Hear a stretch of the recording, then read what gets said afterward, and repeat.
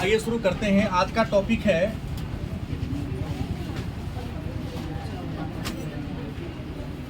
उपभोक्ता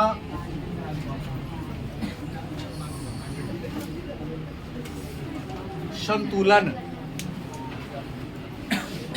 ये अर्थशास्त्र में पाठ संख्या 3 है। कौन सा चैप्टर है? 3, और इसका नाम है उपभोक्ता संतुलन। देखिए, यहाँ दो शब्द है, उपभोक्ता और संतुलन। और उपभोक्ता का डेफिनेशन, परिभाषा आप सबको पता है। उपभोक्ता एक आर्थिक एजेंट होता है, या उपभोक्ता वह व्यक्ति होता है जो किसी वस्तु का यूज करके उस वस्तु में जो उपयोगिता निहित होती है उस उपयोगिता को समाप्त कर देता है। क्या उपभोक्ता कहते किसे हैं? तो उपभोक्ता उस व्यक्ति को कहते हैं जो किसी वस्तु का प्रयोग करके उस वस्तु में जो उपयोगिता होती है उसको क्या करता है? समाप्त कर देता है। उसे ही क्या कहते हैं? लेकिन याद रखेंगे, उपभोक्ता अंतिम व्यक्ति होता है जो वस्तु को खरीदता इसलिए क्योंकि यूज करे। छोटा दुकानदार भी बड़ा दुकानदार से खरीदता है, तो सब क्रेता उपभोक्ता नहीं होता है। तो कुछ ऐसे भी क्रेता होते जो खरीद कर लाते बेच लेते, तो क्रेता विक्रेता दोनों हो गया। लेकिन उपभोक्ता उस अंतिम व्यक्ति को कहा जाएगा जो वस्तु को खरीदने के बाद केवल और केवल यूज करता है, और यूज करके वस्तु की उपयोगिता को क्या करता है? नष्ट कर देता है। क्या कहा जाता है? फिर है संतुलन। तो संतुलन का मतलब क्या होता है? बराबरी। संतुलन का मतलब क्या होता है? उपभोक्ता सबसे बुद्धिमान प्राणी है, सबसे विवेकशील प्राणी। और उपभोक्ता की खासियत है, विशेषता है कि वह किसी वस्तु को खरीदने के लिए जितना रुपया खर्च करता है ना, वह कोशिश करता है उससे ज्यादा लाभ मिले, और नहीं तो कम से कम उतना लाभ जरूर मिले जितना कि वह रुपया खर्चा किया है। गलत है या सही? उपभोक्ता उस व्यक्ति को कहते हैं जो अपने जरूरत को पूरा करने के लिए, आवश्यकता को पूरा करने के लिए जितना भी रुपया खर्च करता है वस्तु पर, वो चाहता है उस रुपया के हर इकाई से, वस्तु के हर इकाई से बराबर मात्रा में क्या मिले? संतोष मिले। गलत कि सही? तो उपभोक्ता संतुलन उस स्थिति को कहते हैं जिसमें उपभोक्ता अपने द्वारा खर्च किए गए मुद्रा की हर इकाई से नहीं, समान मात्रा में संतोष प्राप्त करना चाहता है। तो हमने दो प्रश्न का यहाँ उत्तर जाना। पहला ये जाना कि उपभोक्ता किसे कहते हैं। दूसरा प्रश्न हमने जाना, उपभोक्ता संतुलन क्या? यही ना जाना। उपभोक्ता किसे कहते हैं जान के? उपभोक्ता अर्थशास्त्र में एक आर्थिक एजेंट है जो किसी वस्तु को परचेज करके, वस्तु को खरीद करके वस्तु की उपयोगिता को क्या करता है?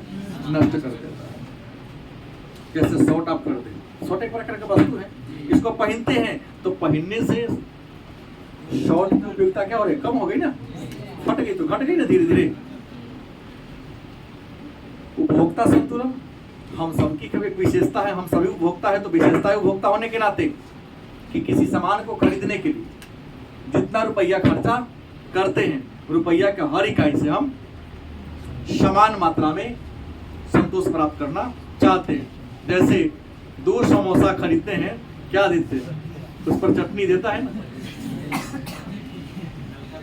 समोसा तो खा जाते हैं, 2-3 चम्मच और चटनी लेके पैसा सधाते हैं, क्योंकि बादाम और समोसा में कुछ कम मिला है। चावल के साथ खा लेता है। विद्यार्थी लोग करता है कि रात में सब्जी बनाना ना पड़े, 2 समोसा करता और 2 डिब्बा चटनी ले लिया। अब एक प्रश्न होगा, तो उपयोगिता क्या है? तीसरा प्रश्न यहाँ क्या हो सकता है? उपयोगिता क्या है? या उपयोगिता से आप क्या समझते हैं? तो किसी वस्तु में उपभोक्ता के आवश्यकता को पूरा करने की क्षमता होती है। एक मार्कर एक वस्तु है, मार्कर से मैं क्या करता हूं, लिख रहा हूं। तो इस मार्कर से हमारे लिखने की जो आवश्यकता है वो क्या हो रही है, पूरी हो रही है। तो किसी वस्तु का वह गुण जिससे वह उपभोक्ता की आवश्यकता को क्या करता है, उसे क्या कहते हैं, उपयोगिता। किसी वस्तु में वह गुण जिसके द्वारा वह उपभोक्ता की आवश्यकता को पूरा करता है, उसे ही क्या कहते हैं। लेकिन एक बात जान लीजिए, उपयोगिता की एक विशेषता है, उपयोगिता की खासियत है कि उपयोगिता लाभदायक भी हो सकती है और हानिकारक भी हो सकती है। किसी वस्तु में निहित उपयोगिता क्या है, तो किसी वस्तु में निहित वह गुण जो जिससे उपभोक्ता को क्या मिलता है, लाभ मिलता है, प्रॉफिट मिलता है, फायदा होता है, उपयोगिता कहलाता है। लेकिन याद रखेंगे उपयोगिता की दो प्रकृति है, पहला क्या है, दूसरा क्या है।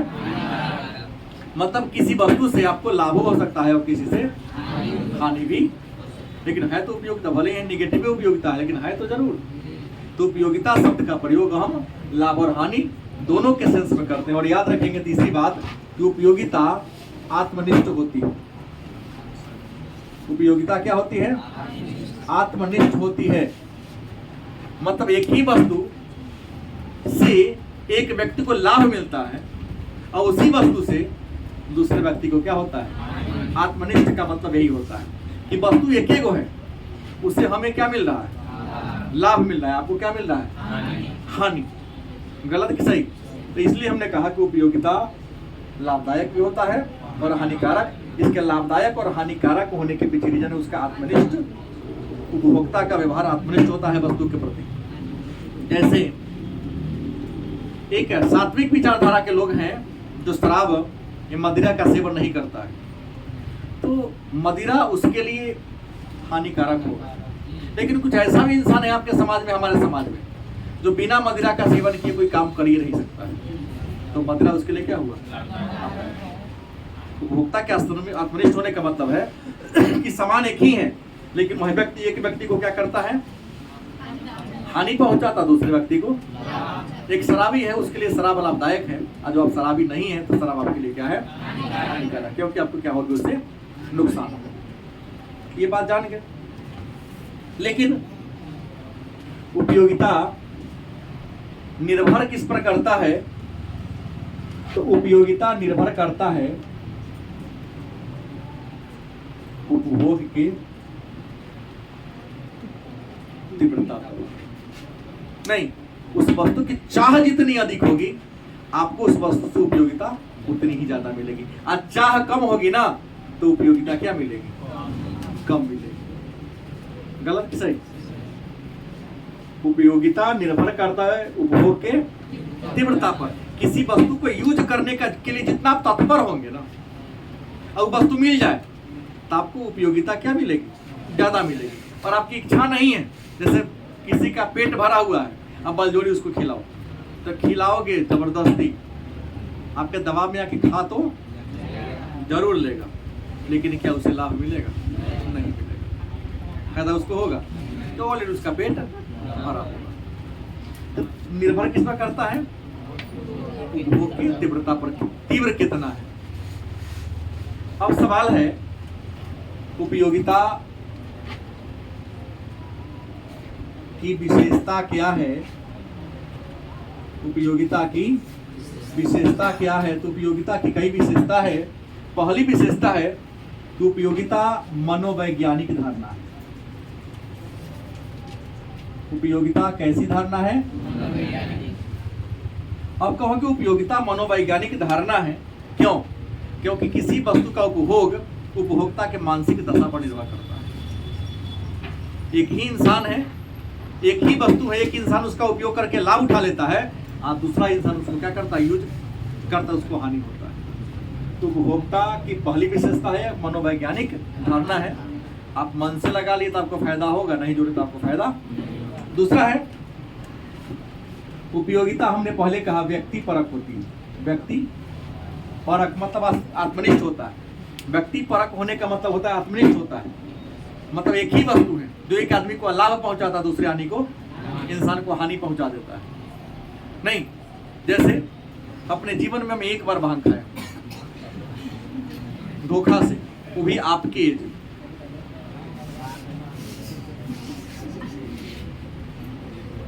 सही बोल रहा हूँ, वो भी हमारी गलती, मैं नहीं जाना कि हमको खिला देगा।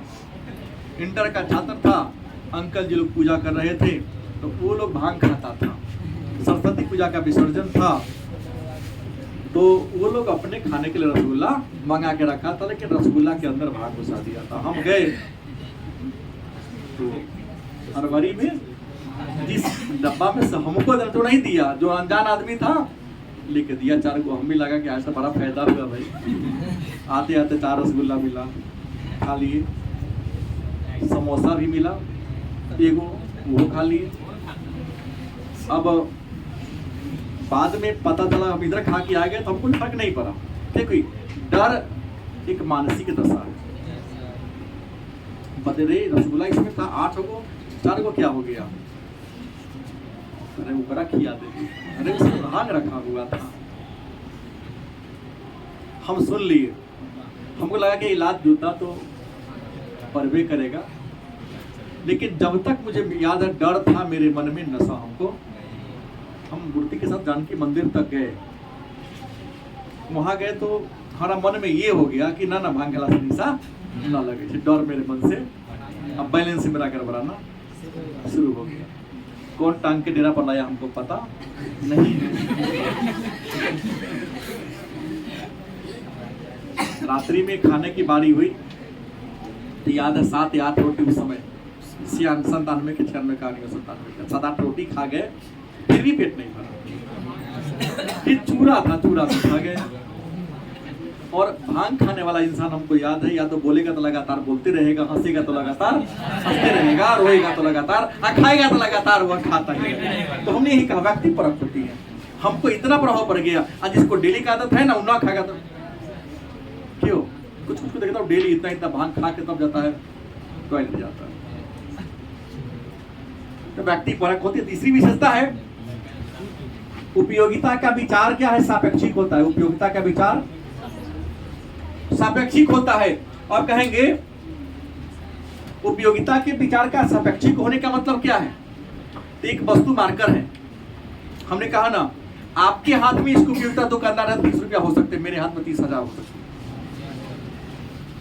क्या एक ही वस्तु है? एक किताब है, किताब के दुकानदार के हाथ में है, उपयोगिता कम है। विद्यार्थी के हाथ में आ गया, उपयोगिता क्या हो गया?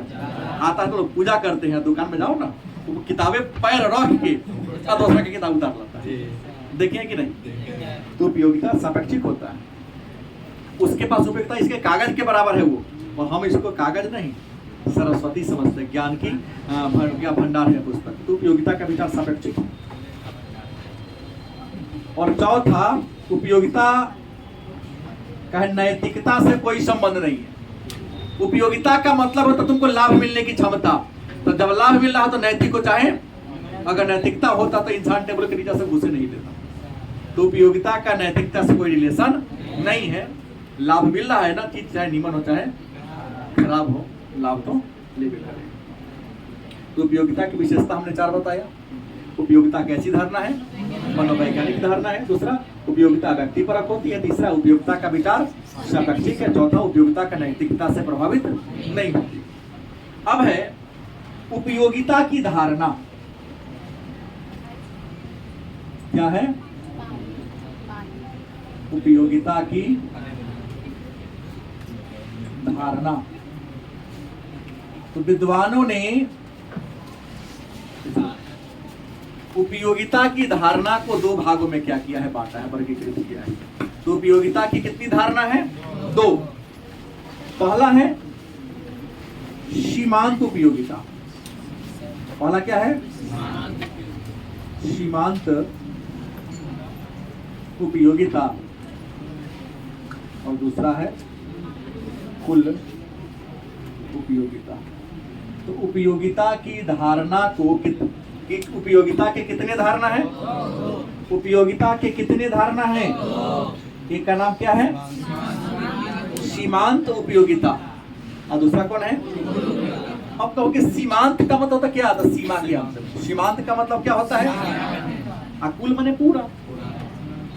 सीमांत उपयोगिता कहते किसे हैं? तो सीमांत उपयोगिता का मतलब होता है कि एक उपभोक्ता अपने दैनिक जीवन में एक निश्चित समय में जितनी वस्तु का यूज कर रहा है, उपयोग कर रहा है, एक ज्यादा उपयोग कर लेने से उससे जो ज्यादा उपयोगिता मिलती है उसे हम क्या कहेंगे? जैसे हमने कहा कोई उपभोक्ता है, कोई क्या होगा? उपभोक्ता हो गया और वह रोटी खाना शुरू करता है। क्या करता है? रोटी खाता है। और उपयोगिता, रोटी खाएगा तो कुछ ना कुछ लाभ तो मिल भी करेगा। तो मान लो पहला रोटी खाया तो मान लो इसको 20 के बराबर उपयोगिता मिली, दूसरा खाया तो 16 मिल सकता है, तीसरा खाया तो क्या मिल सकता है? 12 मिल सकता है, चौथा खाया तो 8, पांचवा खाया तो, छठा खा लिया तो 0 हो सकता है ना। 0 मतलब संतुष्ट हो गया, पेट भर गया। अब बढ़ने के बजाय क्या होगा? घटेगा। लेकिन समझना सीमांत मतलब क्या है? सीमांत उपयोगिता का मतलब कि अपने दैनिक जीवन में जितना उपयोग कर रहे हो। आप दैनिक जीवन में कै गो रोटी? 4 गो रोटी खाते हो। 1 2 3 4। कितना रोटी खाते हो? या 3 रोटी खाते हो? कहाँ गई? चली गई। एक लड़की थी, कल गई सर मैं 2 ही रोटी खाती हूँ। तू कितनी खाती इसी बार? भाई भी 2 खाती है। हाँ, 2 को पानी में इधर फंस के रह जाएगा। प्रश्न है ये कितनी रोटी खाती है? 2। तो पहला रोटी से कितना मिल गया? 20, दूसरा से, तीसरा खाई तो कुछ ना कुछ तो लाभ मिला ना इसे। तो आप अपने दैनिक जीवन में जितना वस्तु को यूज करते हैं, एक अतिरिक्त माने एक ज्यादा इकाई का यूज करने से कुछ ना कुछ तो लाभ आपको मिलेगा। तो जो अतिरिक्त लाभ मिलता है उसे को कहते हैं सीमांत। क्या कहते हैं? अपने दैनिक जीवन में जितनी वस्तु का आप क्या करते हो? यूज करते हो। उन वस्तु से एक ज्यादा वस्तु का क्या करो? यूज करो। जैसे तुम 5 रोटी खाती हो और 5 रोटी से मान लो तुमको 60 के बराबर उपयोगिता मिलती है। मान लो 5 रोटी खाने से कितना उपयोगिता मिली? 60। मान लो तो आज 6ठा रोटी खा लो, और 6ठा रोटी खाने से अगर 65 तुमको उपयोगिता मिल गई तो 65 माइनस क्या करोगे? 60 बराबर कितना हो गया? तो 6ठी रोटी का जो इकाई की उपयोगिता कितनी हो गई? क्या इसी को क्या कहेंगे? उपभोक्ता अपने दैनिक जीवन में वस्तु के जितनी इकाइयों का यूज करता है, एक ज्यादा इकाई का यूज करने से उसकी उपयोगिता में जो क्या होती है? वृद्धि हो जाती है। तो एक इकाई कम यूज करने से हम यहाँ 6 के बदला में कर सकते हैं 4। मान लो 50 तो हो गया 60 माइनस 50 बराबर क्या होगा? 10। तो एक इकाई कम यूज कर लिए तो उपयोगिता क्या मिलेगी? ज्यादा कर लिए तो कुछ क्या मिलेगा? तो वस्तु की एक इकाई कम यूज करने से, एक इकाई ज्यादा यूज करने से उपयोगिता में क्या होता है? जो चेंजिंग या बदलाव होता है उसी को हम कहते हैं सीमांत उपयोगिता के नाम से जानते हैं। उम्मीद है सीमांत उपयोगिता आप लोग क्या हो गए होंगे? समझ गए। अब हमको ये जानना है कि सीमांत उपयोगिता के प्रकार के बारे में जानना है। किसके बारे में? इस सीमांत उपयोगिता को हम पढ़ रहे थे, कुल उपयोगिता बाद में पढ़ेंगे। ये जो सीमांत उपयोगिता है ना, इसके भी 3 प्रकार हैं। सीमांत उपयोगिता के कितने प्रकार हैं? 3 प्रकार हैं। पहला धनात्मक सीमांत उपयोगिता, दूसरा शून्य सीमांत उपयोगिता, और तीसरा ऋणात्मक सीमांत उपयोगिता। तो पहले तो हमने पढ़ा उपयोगिता क्या है, पढ़ा ना? उपयोगिता कैसा विचार भी पढ़ लिया हमने। उपयोगिता का डेफिनेशन क्या दिया? किसी वस्तु में निहित वह गुण जिसके द्वारा हमारी आवश्यकता की क्या होती है, इच्छा की पूर्ति होती है, जो क्या कहते हैं, मतलब उपयोगिता का संबंध लाभदायकता से। भले आपके लिए हानिकारक हो लेकिन किसी के तो लाभ पहुंचा रहा है। उपयोगिता का संबंध किससे है, क्योंकि वस्तु का उपयोग करने से लाभ ही होता है, हानि, हाँ वह सापेक्षिक विचार है, व्यक्तिपरक है, इस कारण किसी को हानि हो सकता है लेकिन किसी को लाभ तो हो सकता है ना। तो प्रश्न है सीमांत उपयोगिता का भी जान लिए, जो उपभोक्ता अपने दैनिक जीवन में जितनी वस्तु का यूज करता है, प्रयोग करता है, एक अतिरिक्त इकाई का प्रयोग कर लेने से उसके लाभदायकता में जो परिवर्तन होता है उसी परिवर्तन को हम, लेकिन प्रश्न सीमांत उपयोगिता के कई प्रकार हैं, 3 प्रकार है। पहला कौन है, धनात्मक सीमांत उपयोगिता, दूसरा शून्य सीमांत उपयोगिता, तीसरा कौन है। अब कहिएगा धनात्मक सीमांत उपयोगिता किसे कहते हैं, शून्य सीमांत उपयोगिता किसे कहते हैं और ऋणात्मक सीमांत उपयोगिता किसे कहते हैं। इसको समझने के लिए हमको तालिका बनाना पड़ेगा। तालिका बनाना होगा, पहले हम देता हूं क्रम, क्रम संख्या, वस्तु की, गलत की सही, वस्तु की क्रम, उसके बाद उपयोगिता या प्राप्त उपयोगिता। मान लिया कि पहला रोटी आपने खाया तो आपको 20 के बराबर उपयोगिता मिली, दूसरा रोटी खाया तो 16 के बराबर मिली, तीसरा खाया तो 12, चौथा खाया 8, पांचवा खाया 4, छठा खाया 0। लेकिन अब आदित्य को नहीं कहेंगे, सब लोग चिढ़ाता है। अब मान ली, आओ बेटा, लेकिन यहाँ एक मान लो 7वां रोटी का आपने यूज कर दिया, क्या रोटी का, अब 7वां रोटी का यूज, धीरेन्द्र की बात में ले लो, धीरेन्द्र फ्री में मिलता है तो 7वां रोटी यूज कर लेता है, तो यहाँ संतुष्टि का स्तर हो गया, मैंने पेट एक भर चुका है, लेकिन फिर भी 7वां रोटी क्या कर यूज कर रहा है। तो इसको लाभ के बदले क्या मिलेगा, हानि तो -4। अब फ्री में दिया कि एक रसगुल्ला, जैसे पंडित जी के बारात में जाओ, ये होगा, जब पेट भर गया तो 20 रुपये रसगुल्ला, 20 रुपये रसगुल्ला होता है ना। कई बार देखा कि कौन पर दिक्कत नहीं, कौन जाके 2 हजमुल्ला खा लिया, 4 को और खा लिया, 80 रुपया तक कमा लिया ना। रसगुल्ला खाने के लिए पैसा इन्वेस्ट करना होता है या खाने के लिए पैसा मिल रहा है, तो क्यों ना 2-4 को खा ले जाता, कोनो तो जिस को खा जाता है। 8वां रोटी का भी यूज कर लिया तो -8 के बराबर उपयोगिता तो मिली, लेकिन बढ़ने के बजाय बढ़ते। तो यहाँ देखिए आप, पहला रोटी से चौथा रोटी तक एक उपभोक्ता वस्तु का यूज कर रहा है, इससे कुछ ना कुछ तो लाभ मिल रहा है। तो पहला रोटी से 5वां रोटी तक जो उपयोगिता मिलती है, इसे कहेंगे हम धनात्मक सीमांत उपयोगिता, क्या कहेंगे। और यहाँ 6ठा रोटी खाया, कुछ मिला, इसे क्या कहेंगे हम, शून्य सीमांत उपयोगिता।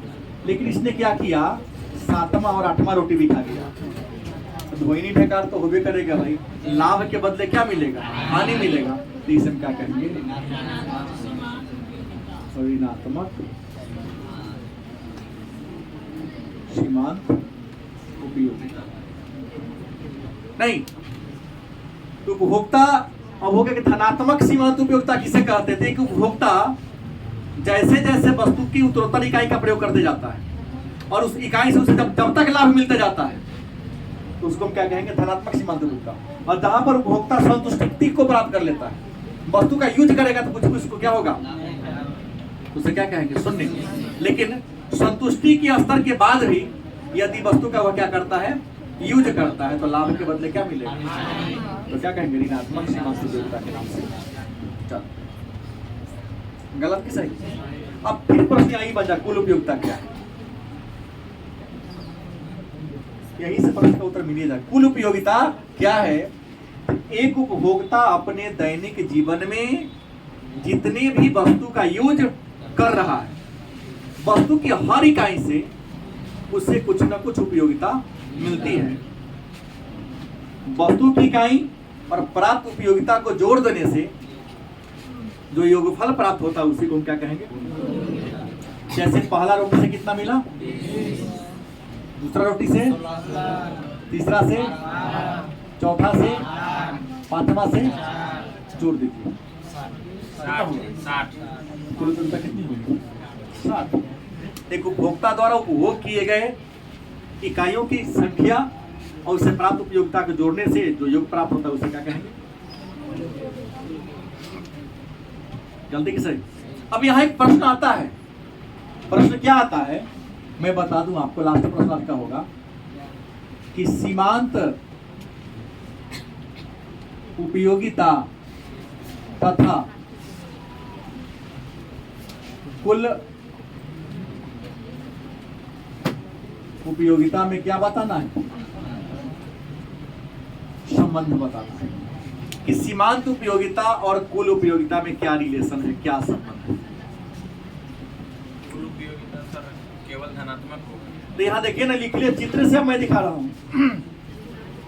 पहला पॉइंट आप लिख लोगे ऐसे ही कि सीमांत उपयोगिता और कुल उपयोगिता में निम्नलिखित संबंध है। अब इसको मैं प्रश्न को मिटा दूं आपको समझाने के लिए, क्योंकि समझाने के लिए एक बात हमको यहाँ लिखना पड़ेगा। लिखना ये पड़ेगा कि यहाँ वस्तु की इकाई उपयोगिता, हम इसको उपयोगिता को सीमांत उपयोगिता लिख दें और यहाँ मुझे क्या लिखना होगा? कुल उपयोगिता लिखना होगा। गलत की सही? तो यहाँ 20 तो यहाँ भी क्या होगा? 20, दूसरा 16 तो यहाँ क्या होगा? 36 और तीसरा पर क्या हो जाएगा? 48, चौथा पर क्या हो जाएगा? 56 और यहाँ पर क्या होगा? 60, जीरो पर भी क्या होगा? 60, यहाँ पर क्या होगा? 56 और यहाँ पर क्या होगा? 48। ठीक है ना? तो यहाँ चित्र से क्लियर, तालिका से क्लियर है कि सीमांत उपयोगिता और कुल उपयोगिता में क्या संबंध है। तो पहला संबंध ये होगा कि प्रारंभ में सीमांत उपयोगिता और कुल उपयोगिता बराबर होती है। पहली अवस्था ये स्थित है कि प्रारंभ में जैसे पहला रोटी खाएगा तो सीमांत उपयोगिता भी 20 है और कुल उपयोगिता भी, लेकिन उपभोक्ता ने दूसरी रोटी खा लिया तो पहले की तुलना में कितना घट गया? 4 माइनस हो गया, क्योंकि जैसे जैसे पेट भरेगा तो उपयोगिता आपको घटेगी ना। तो यहाँ घट गया, लेकिन यहाँ पर क्या हो गया? बढ़ गया। 16 यहाँ ऐड कर दिया। तो सीमांत उपयोगिता घटती है जैसे जैसे दूसरी तीसरी रोटी का यूज हम करते हैं, तो वस्तु की अगली इकाई से मिलने वाली उपयोगिता क्या होती है? घटती है, लेकिन कुल उपयोगिता गलत की सही। तीसरा कंडीशन कहा कि सीमांत उपयोगिता शून्य हो सकती है, लेकिन कुल उपयोगिता कभी भी शून्य नहीं हो सकती। गलती एक सही है। चित्र में तालिका में है कि ना कि सीमांत उपयोगिता यहाँ शून्य है, लेकिन क्या कुल उपयोगिता शून्य है?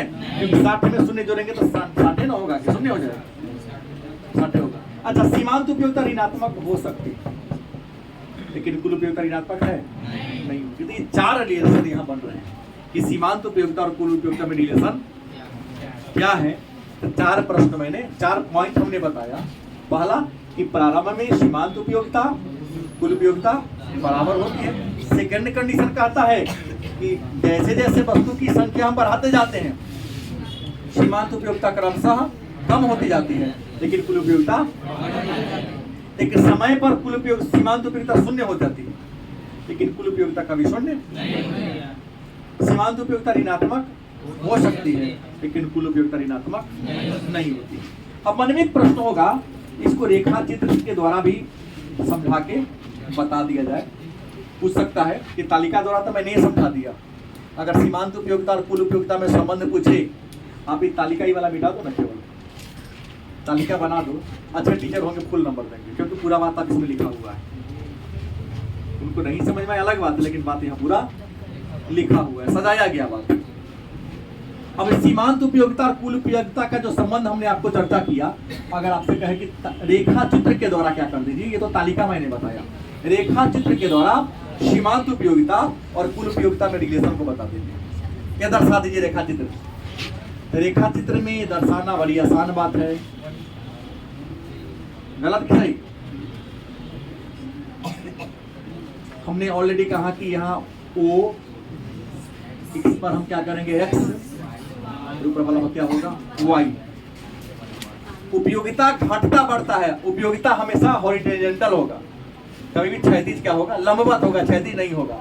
तो यहाँ पर क्या होगा, इस लाइन पर ओ वाई रेखा पर, मतलब ओ वाई रेखा पर क्या दर्शाओगे, प्राप्त उपयोगिता। वाई रेखा पर क्या दर्शाओगे, कितना वस्तु यूज किया तो उपयोगिता कितना मिला। और OX जो रेखा है वह, सॉरी, OX रेखा पर हम क्या दर्शाएंगे, वस्तु की संख्या, वस्तु की संख्या दर्शाएंगे। तो हमने अभी कुछ देर पहले आपको समझाया है ना, उपभोक्ता 8 रोटी में दिखाया हो शायद। तो पहली रोटी यहाँ लिख देंगे, यहाँ दूसरी, यहाँ तीसरी, चौथी, पांचवी, गलत सही, छठी, सातवीं तक। हमने कहा पहली रोटी से 20 के बराबर, दूसरी से, तीसरी, चौथी, थोड़ा गलती हो गया क्योंकि मोटा पतला बनते जा रहा है, मोटा पतला होना नहीं चाहिए, नहीं तो काम। पांचवी से तो सीधा के शून्य के बराबर, इसको और शून्य दोनों मान लें।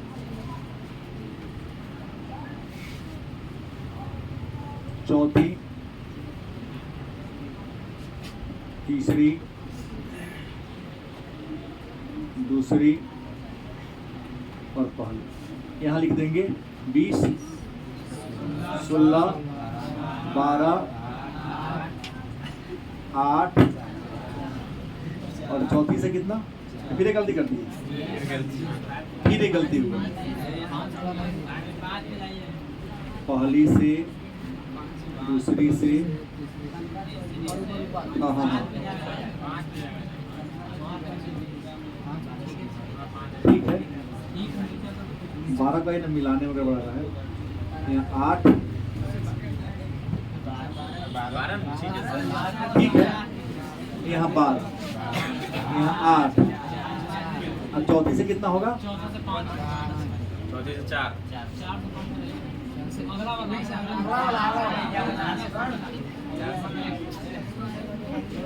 चौथा सब किसको मिला दे, पांचवा को मिला दे। मतलब छठी से हम शून्य कर दिए, छठी से क्या मिला दिए, शून्य। हम सातवीं कर देंगे तो -4 और आठवीं कर दिया तो -8 हो गया, नहीं ना होगा। तो ये जो रेखा है उपयोगिता की रेखा, कौन रेखा है, इसको थोड़ा सा यहाँ और ले आएंगे। ये जो रेखा है यहाँ कौन सी रेखा है, उपयोगिता की रेखा, ये यूटिलिटी लाइन है। और ये वाला जो है छठा रोटी, ये संतुष्टि के बिंदु है, क्योंकि छठा से कितना मिल गया आपको, शून्य मिल गया। लेकिन संतुष्टि के बाद भी 7वां रोटी खाए, 8वां रोटी खाए, तो 7वां से कितना मिल गया, -4। तो इसको हम इसको और आगे बढ़ाएंगे और इसको हम यहाँ दर्शा देंगे और इसको हम आगे लेके यहाँ दर्शा देंगे और यहाँ -2। तो ये रेखा चित्र बनेगा आपका तो तालिका वाला ऐसे बन जाएगा, ठीक है। तो आज हम लोगों ने क्या पढ़ा, उपभोक्ता संतुलन और उपयोगिता और उसकी दो धारणा को हमने जाना।